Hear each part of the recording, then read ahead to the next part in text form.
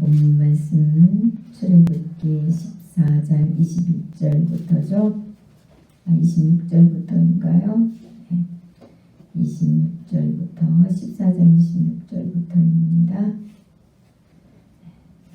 지난번에 다 했던 내용이에요. 그런데 31절에 우리가 한번 살펴보고 넘어가야 될 내용이 있어서 제가 26절부터 다시 선택을 했습니다. 봉독하지 않고 계속 시간대까지 나누겠습니다. 이제 14장 26절에 보니까 이스라엘 백성들은 하나님의 은혜로 홍해 바다를 다 건너요. 그러나 애국 백성들은 이제 어떻게 합니까? 그들이 바다에 다다르자 그 바다에서 다시 다 죽는 이런 일이 일어납니다. 그 내용이 26절에서 30절까지에 기록되어 있습니다. 이제 30절에 보니까 그날에 여호와께서 이같이 이스라엘을 애굽 사람의 손에서 구원하심에 이스라엘이 바닷가에서 애굽 사람들이 죽어 있는 것을 보았더라 이래 되어 있습니다. 그 다음에 31절에 이스라엘이 여호와께서 애굽 사람들에게 행하신 그 큰 능력을 보았으므로 백성이 여호와를 경외하며 여호와와 그의 종 모세를 믿었더라 이래 되어 있습니다. 하나님께서 이스라엘 백성들을 큰 능력으로 구원하셨대요. 이것을 이스라엘 백성들이 범으로 말미암아 여호와를 경외하고 누구를 믿어요? 모세를 믿었더라 이래 되어 있습니다. 이스라엘 백성들은 꼭 무슨 능력을 보아야만 믿는 것 같아요. 그렇죠? 어쩌면 우리의 모습하고 다를 바 없는 것 같습니다. 우리도 매 순간 그러더라고요. 어느 날 참 믿음이 있는 것 같은가 싶으면 또 새로운 사건이 터지면 또 똑같아진 것 같고 그러나 우리는 그 약속을 믿음으로 믿음 없음을 또 물리치면서 회개하면서 믿음 있는 자로 또 이렇게 하나님께서 세워나가시죠. 그런데 여기서 여러분 한번 보세요. 31절 중반부에 그 큰 능력을 보았으므로 이래 되겠죠. 그 큰 능력이 히브리어로는 손이라는 뜻이랍니다. 손. 히브리어로는 그 큰 손을 보았으므로 이래 기록되어 있대요. 그 큰 손. 제가 손을 지금 강조하는 이유가 있어요. 뒤에 이제 이 손에 대해서 말씀드릴 겁니다.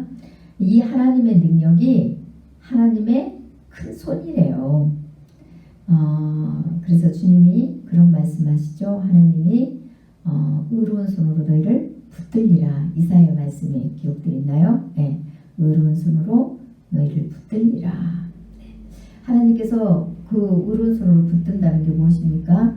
우리를 구원해 주신다고 나는 뜻이죠. 영원한 생명으로 인도해 주신다는 뜻이에요. 영원히 지켜주시고 보호해 주신다는 그런 이제 의미도 함께 담겨 있습니다. 이렇게 이스라엘 백성들은 하나님의 크신 손으로 행한 능력을 보므로 비로소 하나님을 경외하고 하나님의 종 모세를 믿습니다. 그리고 이제 15장에 보니까 이 큰 일을 행하신 여호와를 찬양하기 시작해요. 그래서 모세가 먼저 하나님을 찬양하는 노래를 합니다. 그 내용이 1절부터 쭉 18절까지 기록되어 있습니다. 한번 살펴볼까요? 이때에 모세와 이스라엘 자손이 노래로 여호와께 노래하니 일렀으되 내가 여호와를 찬송하리니 그는 높고 영화로우시며 말과 그 탄자를 바다에 던지셨음이로다. 이 애굽의 모든 그 병사들, 그 말과 그 탄자들, 그들을 하나님께서 홍해 바다에 다 죽이신 이 사건을 보고 모세가 하나님의 그 능력이 얼마나 크고 영원하신 것인지 이렇게 표현되어 있어요. 단순하게 그 표적을 행한 걸 이렇게 아름답다고 영화롭다고 이렇게 찬송할 수 있을까요? 아니죠. 그거는 곧 이스라엘 백성의 구원과 연관되어 있기 때문에 하나님께서 그 큰 일을 행하심으로 이스라엘 백성들을 건지신 게 너무 영화롭다는 거예요. 너무 아름답고 정말 귀하잖아요. 여러분들 하나님께서 태초에 여러분들을 아름답게 창조했어요. 흙으로 지으셨다고 했지만 사실은 그 흙은 우리가 생각하는 아무 흙이나 갖다 지은 게 아니라고 그랬잖아요. 저희가 건축자들이 집을 지을 때 흙을 처음에 혼체에 계속 이렇게 치면 칠수록 이 구멍이 촘촘한 그 체에 거르더라고요. 제가 어렸을 때 이렇게 집 짓는 사람들 이렇게 보니까 처음에는 자갈을 고를 때는 이렇게 좀 큰 구멍이 있는 거, 그 다음에는 또 저 모래 같은 거 할 때는 좀 촘촘한 거, 아무튼 미세한 먼지 같은 거 이런 것들을 다 걸러내요. 그래야만이 이게 부드럽게 이렇게 거칠지지 않잖아요. 그래서 그걸 다 체에 쳐서 거르는 걸 보았어요. 근데 우리 주님께서도 정말 그렇게 극상품의 흙을 가지고 우리를 만드셨다는 거예요. 우리에게 그 생명을 불어 넣어 주실 때는 하나님의 그 생명을 직접 나눠주셨어요. 그러면 여러분 인생을 어떻게 살아야 되겠습니까? 답이 나오잖아요. 그거 하나만 정확하게 알아도 주님 오실 거예요. 우리가 진짜 다 그거 하나만 정확하게 안다 할지라도. 우리 주님께서 우리를 그렇게 귀하게 만드시고 하나님의 생명을 우리에게 나눠주셨어요. 하나님의 생명이요. 여러분에게 주어진 생명은 그냥 생명이 아니에요. 하나님의 생명이에요. 하나님. 그래서 우리가 하나님으로부터 나왔다고 말씀하는 거예요. 하나님을 그래서 우리가 지으신 것만이 아니라 낳았다. 내가 너희를 낳았다. 흙으로 빚으신 내용은 우리가 하나님이 지었다 이렇게 하시지만요. 이 흙이 무슨 생명이 있습니까? 아무 의미가 없잖아요. 흙은 생기가 없어요. 하나님의 생명을 우리 안에 나눠주셨기 때문에 우리가 지금 호흡을 하고 걸어 다니는 거예요. 하나님의 형상의 모습을 갖추고 다니는 거예요. 눈도 움직이고요. 숨을 쉬고 있기 때문에. 그럼 우리는 하나님 앞에 영광을 돌려야 됩니까? 안 돌려야 됩니까? 당연히 돌려야죠. 그 크신 하나님을 일평생 찬양해도 부족함이 없습니다. 그래서 여러분들 부모에게 효도하라고 제5계명에 있는 거예요. 생명을 주님으로부터 받아서 나눠줬기 때문에 또 키워주셨잖아요. 그러면 우리도 하나님이 어떤 존재인지를 알아서 하나님을 그렇게 섬기고 우리의 삶도 하나님이 우리 안에 와 계신 거잖아요. 하나님의 생명을 우리 안에 주셨으니까. 그런데 아무렇게나 살잖아요. 우리에게 주어진 생명이 얼마나 귀한데요. 아무렇게나 살아요. 그 아무렇게나 산 우리를 지금 하나님께서 구약에는 모세를 통하여서 하나님이 직접 내려오셔서 모세와 함께 일하심으로 다시 이스라엘 백성들에게 지금 생명을 주었다는 내용인 거예요. 신약적으로 해석하면 우리가 그 하나님 주신 생명을 소홀히 여기고 죄 가운데 내줘서 사랑한테 내줘가지고 아무렇게나 우리 인생을 살았어요. 그래서 엉망진창이 되었어요. 우리 심령엔 상처와 가시밭, 엉겅퀴로 아주 얼룩져 있고 아무것도 담을 수 없는 그런 그릇이 돼버렸어요. 우리는. 그런데 하나님께서 예수 그리스도 그 아들의 이름으로 이 땅에 오셔서 사단으로부터 우리 생명을 살리시기 위하여 십자가에 못 박혀 죽으셨다는 거예요. 그리고 부활하셨다는 거예요. 우리도 다시 영원히 살게 하시고 또 우리의 육체도 죽으면은 부활시키려고. 그런데 주님께서 우리 영혼을 구원해 주신 그 사랑을 얼마나 하나님 앞에 영광 돌리면 과연 살고 있을까요? 한번 하루의 일과 속에서 한번 이래 돌아보아 보세요. 과연 나는 얼마나 정말 내가 지금 구원받았다고 말을 하면서 내 속에는 과연 주님 앞에 이 모세가 지금 하나님을 찬양하는 것처럼 그 구원의 감격, 기쁨 때문에 자기들을 올감했던 그런 죄와 모든 상처와 또 모든 아픔, 슬픔, 근심, 걱정, 염려 그리고 노예의 그 고통, 말할 수 없는 이 모든 문제로부터 주님께서 우리를 해방시켜 주셨어요. 그런 모든 문제들을 우리를 괴롭히는 모든 세력들을 다 바다에 빠뜨려 버리셨어요. 죽였어요. 그리고 우리를 그들의 손에서 건져 주셨어요. 그것을 가지고 이 모세는 이렇게 주님을 높이고 찬양하여 내가 여호와를 찬송하리니 그는 높고 영화로우심이요 맑아 그 탄자를 바다에 던지셨음이로다. 여호와는 나의 힘이요 노래시며 나의 구원이시로다. 그는 나의 하나님이시니 내가 그를 찬송할 것이요 내 아버지의 하나님이시니 내가 그를 높이리로다. 시편에 기록되어 있죠. 과연 우리는 하나님 앞에 진짜 구원받았다고 말을 하면서 얼마나 이 감격이 날마다 우리 안에 있어서 이렇게 주님을 높이고 찬양하고 하는지 한번 생각해 봐야 될 문제입니다.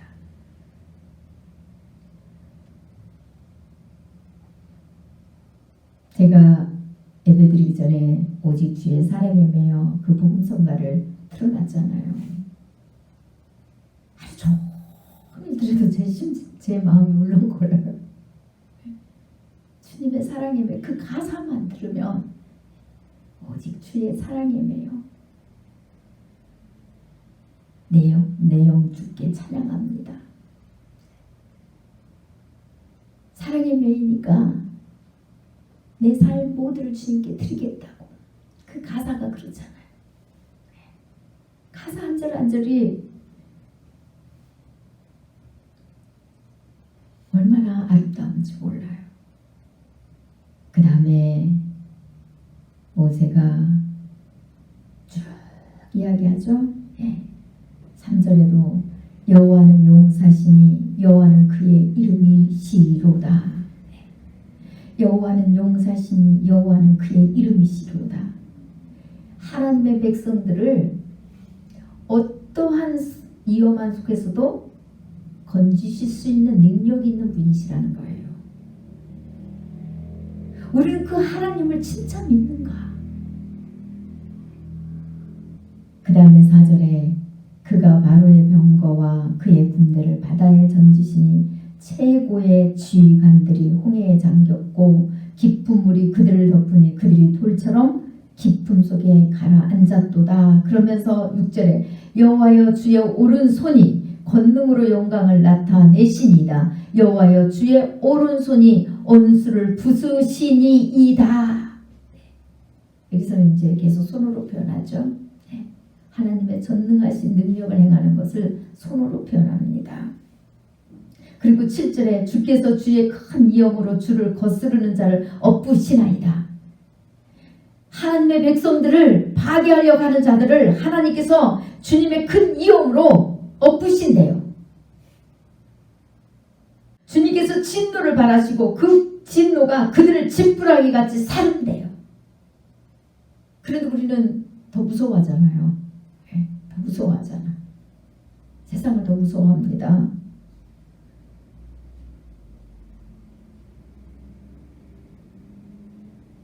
그 다음에 8절입니다. 주의 콧김에 물이 쌓이되 파도가 언덕까지 일어서고 큰 물이 바다 가운데 엉기니이다. 주님의 콧김에 있잖아요. 바다가 갈라졌어요. 콧김에. 우리 주님이 콧김 한 번이래 불면 바다가 갈라질 정도예요. 그런데 우리 주님이 몸을 전체 사용해서 던져서 우리를 구원하셨다면 그 능력은 어떤 겁니까? 우리 하나님의 생명을 다 주고 우리를 구원하신 그 능력은 그것은 어떤 거냐고요. 콧김으로 인하여서 이스라엘 백성들을 건졌다고 하며 홍해바다를 가르고 애굽의 그 큰 용사들을 다 멸하셨다면 지금 신약에 와서 이 땅에 오셔가지고 그 생명을 다 주시고 실존하게 하나 남기지 않으시고 피와 물을 다 쏟으시고 주신 그 생명, 우리에게 주신 그 생명, 그건 어떤 거냐고요. 그렇게 가치 없는 것일까요? 콧김으로 파도가 언덕같이 일어나서고 큰 물이 바다 가운데 엉기는데 원수가 말하기를 내가 뒤쫓아 따라잡아 탈취물을 나누리라. 내가 그들로 말미암아 내 욕망을 채우리라. 내가 내 칼을 빼리니 내 손이 그들을 멸하리라 하였으나 주께서 바람을 일으키심에 바다가 그들을 덮으니 그들이 겉샘물에 낫같이 잠겼나이다. 콧김으로 바다를 다 가르시고 또 그들을 바람, 꽃바람 한번 쑥 부르셔갖고 아니면 손으로 이래 한번 하셨는데 주님의 손으로 이래 했는데 바람 있잖아요. 바람을 다 이렇게 다시 한 곳으로 모아가지고 애굽의 군사들을 다 몰살시켰다는 뜻입니다.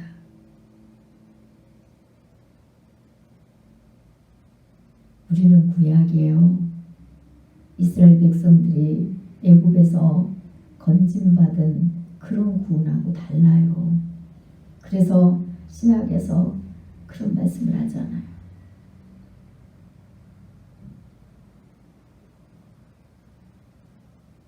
모세를 통하여 땅에서 난 사람을 통하여서도 그 모세를 땅에서 난 사람 모세에게 대적해서도 그들이 형벌을 받지 못하였는데 하물며 하늘에서 오신 예수 그리스도를 거역하면 그 형벌이 어떠하겠느냐 그러잖아요. 구약에 이스라엘 백성들이 애굽에서 구원받은 거하고는 우리가 구원받은 그 은혜는 비교할 수가 없어요. 비교할 수가 없어요. 생명을 친히 하나님께서 우리에게 다 주셨기 때문에요. 그런데도 우리는 그것을 너무 값없이 생각합니다. 마을은 구원을 입었다고 하는데 한순간에 다 팔아버려요. 에서와 같이 망령된 일을 해요. 주님께서는 분명히 계명에 여호와 이름을 망령되이 일컫지 말아라 했어요. 하나님께서는 그들을 죄 없다 하지 않겠다고.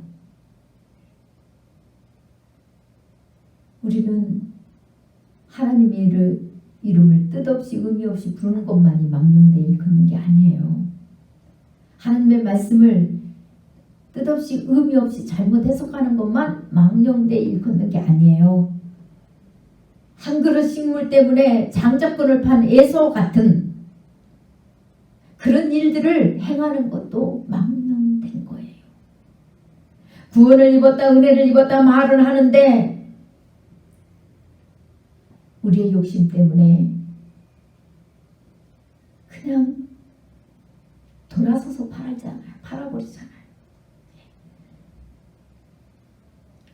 우리는 날마다 그렇게 망령된 일을 행하면서도 하나님 앞에 해결치도 않고 그것을 떠나고 돌아오려고도 하지 않는 게 우리입니다.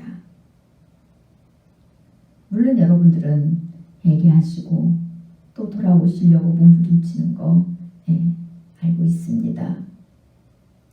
그러나 그렇지 못한 사람들이 많이 있다는 거예요. 그 다음에 11절에 보니까 여호와여 신중에 주와 같은 자가 누구니까 주와 같이 거룩함으로 영광스러우며 찬송할 만한 이엄이 있으며 기이한 일을 행하는 자가 누구니까. 과연 세상에 어떤 신이 어떤 신이 인간을 위해서 인간을 구원하려고 죽었다는 신 있으면 한번 데리고 와보세요. 더군다나 죄인을 위해서, 의인을 위해서는 죽는 자가 많지만 죄인을 위해서는 자원해서, 죄인 때문에 자원해서 죽는 자는 거의 없어요. 물론 부모들은 있을 수도 있죠. 그렇죠? 부모는 자식의 죄 때문에 대신 죽는 경우가 있어요. 왜요? 부모는 왜 그렇게 할 수 있을까요?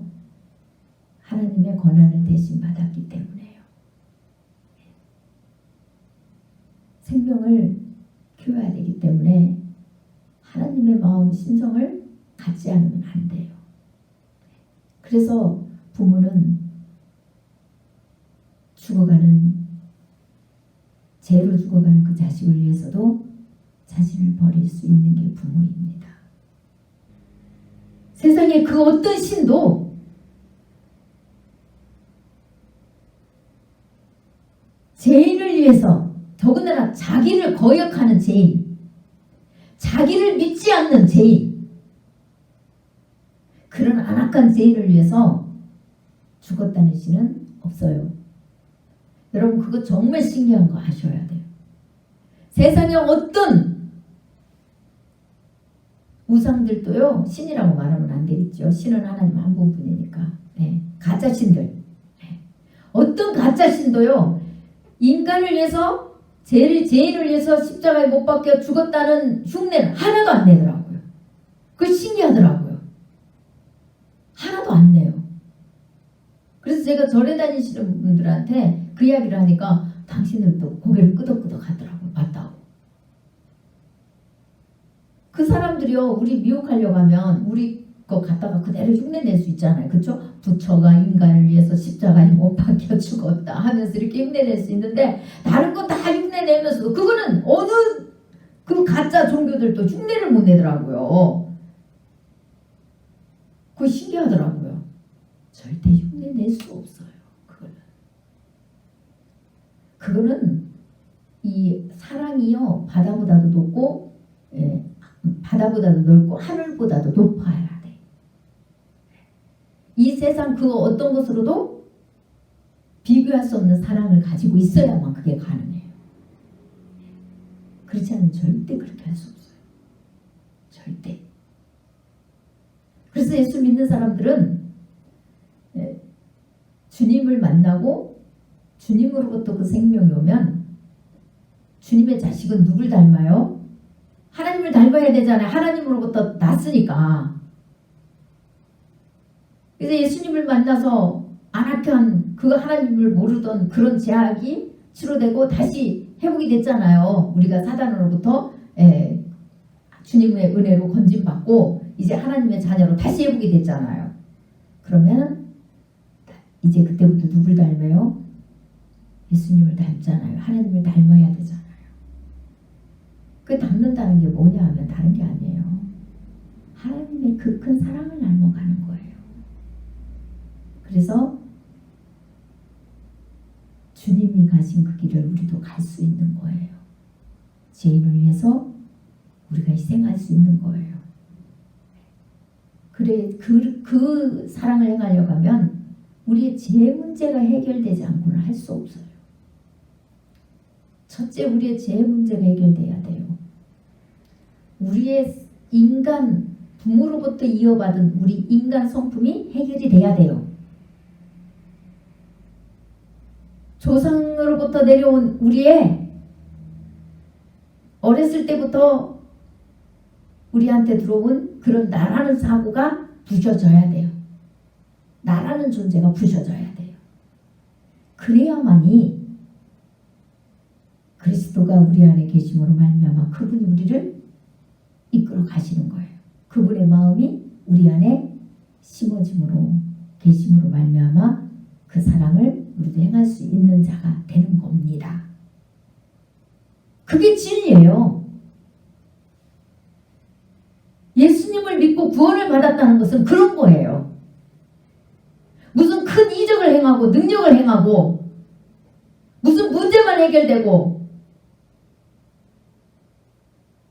내가 기도를 얼마나 많이 하느냐? 방언을 얼마나 하느냐?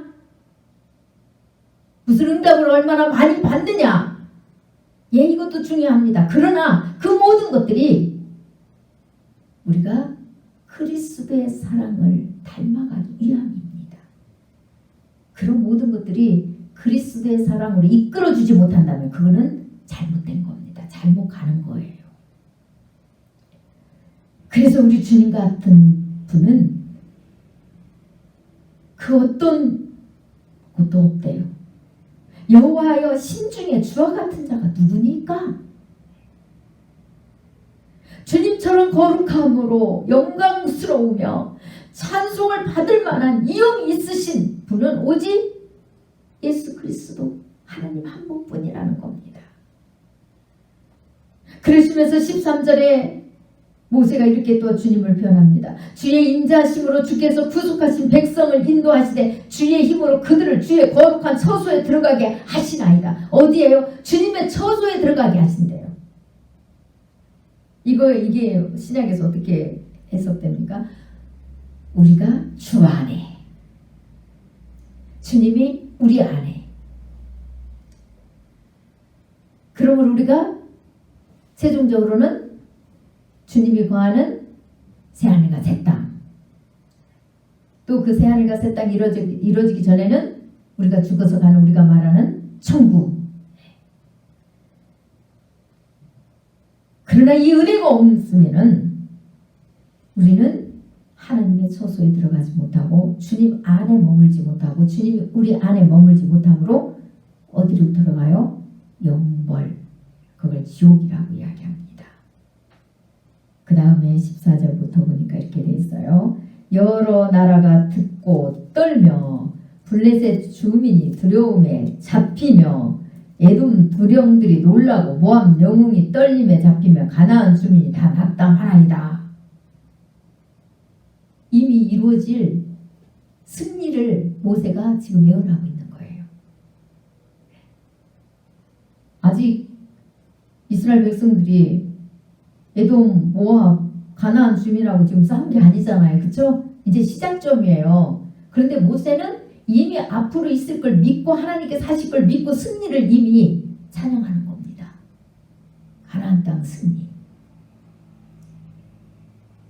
그러면서 16절에 놀람과 두려움이 그들에게 임하며 주의 팔이 크므로 그들이 돌같이 침묵하였사오니 여호와의 주의 백성이 통과하기까지 곧 주께서 사신 백성이 통과하기까지였나이다. 여기는 다시 애굽 사람들이 하나님을 두려워하고 하나님이 하신 그 크신 일을 봄으로 말미암아 돌같이 침묵했대요. 할 말이 없어요. 주위 사람들이 이제 듣고 떨었다는 거예요. 이미 하나님이 행하신 일들을 보고 에돔의 두령들이 모압의 영웅들이 떨고 가나안 주민이 다 낙담해요. 소문을 들었다는 거죠.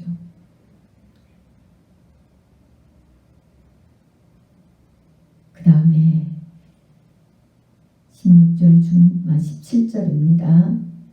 여기 굉장히 중요한 내용입니다.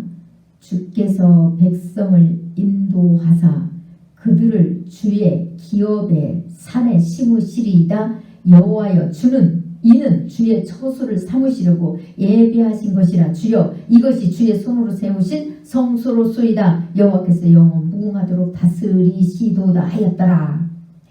제가 이걸 다시 해석해 드리겠습니다.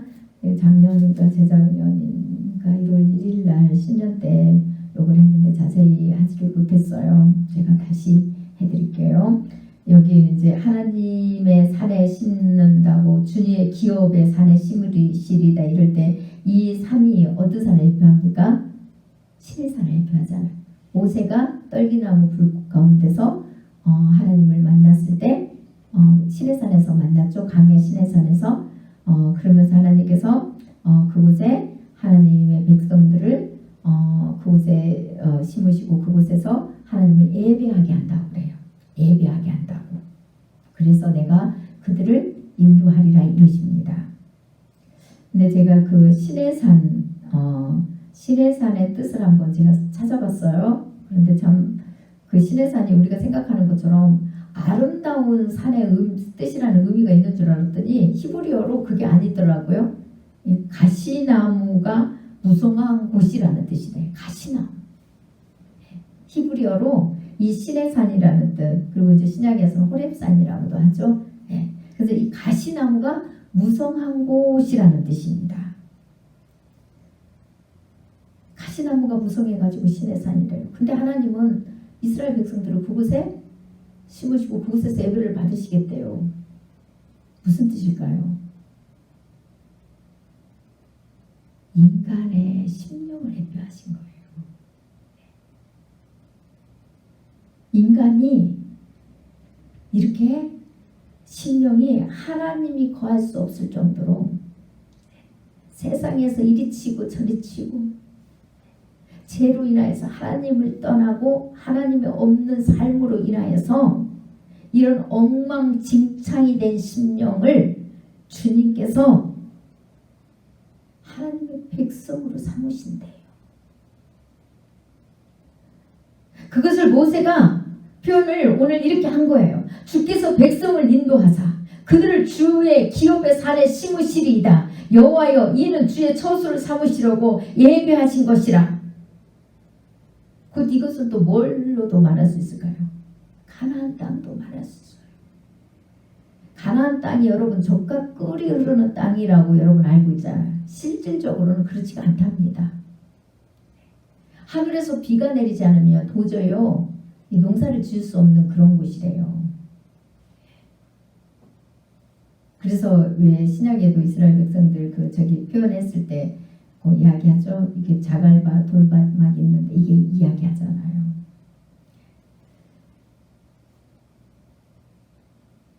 물론 이걸 다 제가 여기서 다 설명 못 드립니다. 네. 그런데 이스라엘 백성들을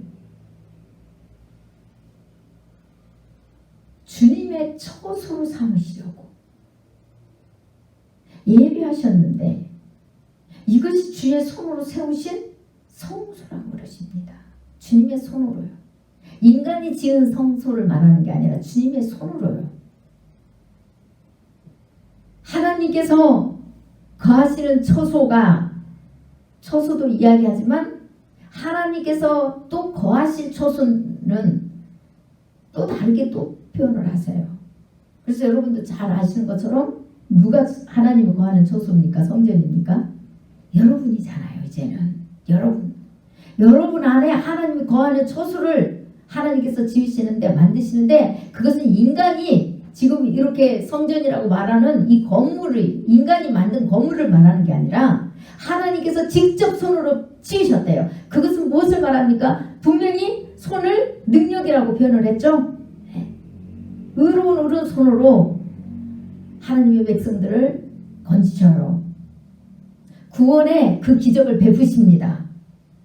그것은 하나님께서 그 각 사람 심령 속에 거하고 또 그 공동체에 거하고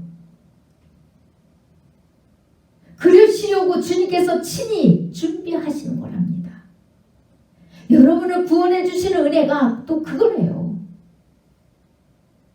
여러분 심령이 가시밭과 엉겅퀴처럼 시내산에 가시나무가 무성해 있는 것처럼 가나안이 재앙으로 가득 물들어 있었던 것처럼 여러분 심령이 그런 상태인데 전능하신 하나님의 능력으로 의로운 손으로 곧 십자가의 죽으심으로 말미암아 그리고 다시 부활하심으로 말미암아 우리 안을 하나님께서 개간하셔가지고 우리 안에 거할 수 있는 처소를 주님께서 직접 지으셨다는 거예요.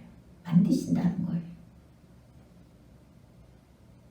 그래서 우리가 의시될 거 하나도 없어요. 은혜 받았다고 의시될 거 하나도 없습니다. 오직 하나님 앞에 기쁨으로 감사로 영광 돌려야 돼요. 근데 잘 안 돼요. 때로는 의시되지더라고요. 그래서 주님 겸손하게 해달라고 제가 날마다 기도해요. 그래서 저는 거의 겸손한 사람 보면 제일 제가 부러운 게 겸손한 사람이에요. 저는 그 겸손이 잘 안 돼요. 왜 그렇게 교만한지 인간이. 늘 그래요. 주님 저 교만한 거 잘 하시죠. 주님이 저보다 더 잘 하시죠. 이 교만한 것을 거세게 왜 은혜를 주시나이까. 늘 그 말씀을 드려요. 하나님 앞에. 그래서 제가 제일 부러워하는 사람이 겸손한 사람. 그래서 목사님들 중에나 선교사님들 이런 참 분들 중에 겸손한 분들이 더러 이렇게 한 번씩 방송에서 간증하면 은혜를 제고 받아요. 제가 그 겸손하신 분들을 보면 어쩜 저분들은 저렇게 겸손할 수가 있을까? 어쩜 저분들은 저렇게 겸손할 수가 있을까? 저는 제가 외식이나 해야 겸손해 보이지 도대체가 제 심령이 겸손해지질 않는 거예요. 그래서 늘 기도 제목이 그거고 또 저를 위해서 기도해 부탁하면 꼭 저를 겸손하게 해달라고 기도해 주세요. 그 부탁을 드려요. 아마 상처가 많은 인생이라서 그런 것 같아요. 그게 상처가 많고 사랑을 많이 못 받은 사람이 주님의 사랑을 받으면 그냥 나만 받는 것 같고 막 그렇게 의시되고 싶어요. 아마 그래서 그런 것 같아요. 이렇게 우리는 하나님이 거하시는 저수를 우리가 세우는 게 아니고 하나님이 세우신다는 사실이요. 그러시고 언제까지요? 영원 무궁하도록. 영원 무궁하도록 주님께서 함께 하신답니다. 영원 무궁하도록 우리의 주인이 되셔서 우리를 다스리시겠답니다. 그 사실을 저와 여러분이 진짜 믿는다면 여러분들은 하나님 앞에 머리를 숙일 수밖에 없습니다.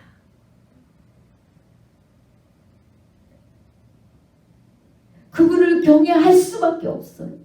무엇을 다해서 마음을 다하고 성품을 다하고 뜻을 다하고 목숨을 다해서 주님을 사랑하려고 할 수밖에 없어요.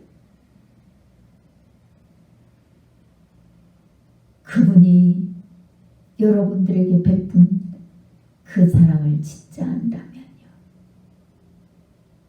우리 주님이 저수를 삼으시려고 친히 우리를 지으셨고 다시 회복시키고 우리 속에 있는 그 더러운 것들 그리고 우리가 이 땅에 살면서 받은 모든 상처들 아픔 슬픔까지도 주님께서 친히 그 의로운 손으로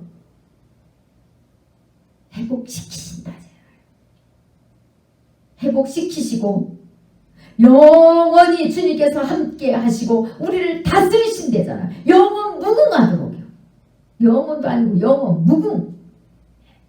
이거는 끝이 없다는 거잖아요. 끝이. 우리는 그런 분의 아들이고 딸입니다.